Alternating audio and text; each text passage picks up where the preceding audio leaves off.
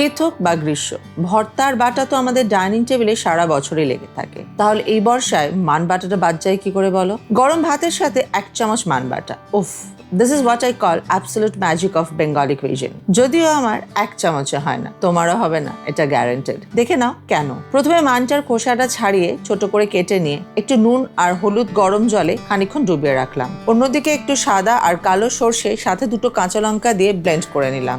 দেন মানটা জল থেকে তুলে নিয়ে পুরোটা গ্রেট করে নিলাম। আর এই গ্রেটেড মানের সাথে নারকেল কুড়ো আর সর্ষে বাটাটা দিয়ে আবার ব্লেন্ড করে নিলাম। এবার একটা প্যানে সর্ষের তেলে কালো জিরে, কাঁচা লঙ্কা আর ব্লেন্ডেড মান, নারকেল আর সর্ষেটা সাথে পিঙ্ক সল্ট, হলুদ আর চিনি দিয়ে ভালো করে মিক্স করে নিয়ে একটু লেবুর রস আর সার্ভের সময় একটু সর্ষের তেল, and done our very own Bengali classic মান বাটা।